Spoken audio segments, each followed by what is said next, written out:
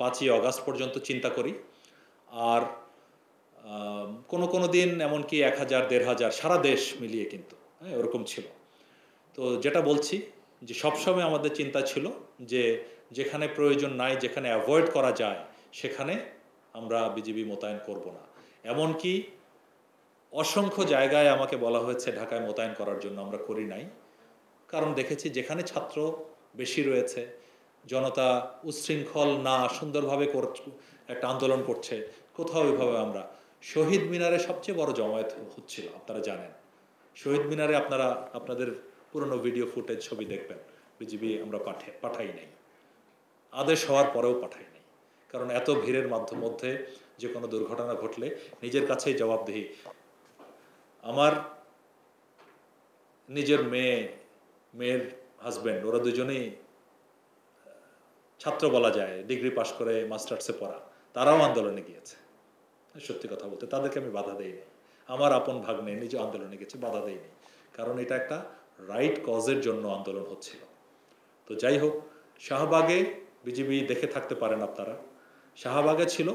যখনই শাহবাগে বেশি জমায়েত হয়ে যাচ্ছে ছাত্র জনতা, আমি তাদেরকে জাদুঘরের ভিতরে পাঠিয়ে দিয়েছি যে তোমরা বলবে জাদুঘরের ভিতরে প্রোটেকশন ডিউটি তোমাদের, ওটা রক্ষার জন্য, বাইরের রাস্তায় যেন না থাকে।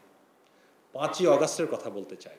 5ই অগাস্টে বিজিবিকে দায়িত্ব দেওয়া হয়েছিল ঢাকার 14টি এন্ট্রি পয়েন্ট গার্ড করার জন্য, যেন বাইরে থেকে ছাত্র জনতা প্রবেশ করতে না পারে। কারণ 5 আগস্ট ছিল গণভবন ঘেরাওয়ের কর্মসূচি। আদেশ অনুযায়ী, আদেশ এক জায়গা থেকে পাইনি, দেশের সর্বোচ্চ অসংখ্য পূর্বতন মন্ত্রী, ইভেন এমনকি অনেক সিনিয়র ব্যক্তিবর্গ, আমি বাই নেম আর বলতে চাচ্ছি না, একটা প্রেশারের মধ্য থেকে আমরা ওই 14 জায়গায় 80-90 জন করে বিজিবির সৈনিক পাঠালাম। 14টা জায়গা আপনারা অনুমান করতে পারেন, আপনার টঙ্গী, যাত্রাবাড়ি, শনিরাখড়া, পোস্তগোলা, আশুলিয়া, ওই দিকের সব দিকের 14টা জায়গায়।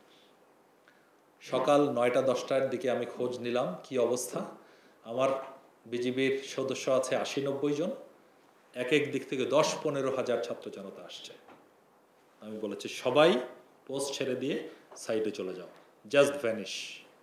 কারণ এখানে 10-15 হাজার ছাত্র জনতার গার্ড করার কোনো প্রয়োজন নাই। এখানে কোনো ধরনের গার্ড করতে গেলে হতাহতের সংখ্যা বাড়বে। তো এইভাবে আমরা দায়িত্ব পালন করেছি। তবে বর্তমানে আপনি যদি বলেন এখন বিজিবি কোথায় কোথায় দায়িত্ব পালন করছে, পুজোর জন্য মোতায়েন হচ্ছে, যৌথ বাহিনীর সাথে কাজ করছে। আমার গাজীপুরে একটি ব্যাটালিয়ান আছে, সেই ব্যাটালিয়ান পুরোটাই 9 পদাতিক ডিভিশন সেনাবাহিনীর সাথে কাজ করে শিল্প এলাকার শৃঙ্খলা যাতে রক্ষা করা যায়। আমাদের বেস ক্যাম্প এখন কম, কারণ আমাদের তো সারা দেশেই ছড়ানো ছিটানো। তবে অলমোস্ট আমি বলবো বিওপির সীমান্ত রক্ষার জন্য মিনিমাম যে জনবল আর আপনার যে সেক্টর, ব্যাটালিয়ান, রিজিয়ন যে আছে, ওদের সিকিউরিটির জন্য যে জনবল, সেটা বাদ দিয়ে পুরো বাহিনী ডেডিকেটেড এই আইনশৃঙ্খলা রক্ষার জন্য যৌথ বাহিনীর সহায়তায়, এবং সেই সাথে এই যে অবৈধ অস্ত্র উদ্ধারও চলছে। আবার আমার মায়ানমার সীমান্তে একটা বড় এখানে অংশ রয়ে গেছে, ওইটার যদি আমরা আলোচনা মত বিনিময় শুরু করি সেটা তো অনেক লম্বা সময় নেবে, অনেক জটিল পরিস্থিতি, সেদিক দিয়েও ওখানে আমাদের একটা বড় অংশ আছে।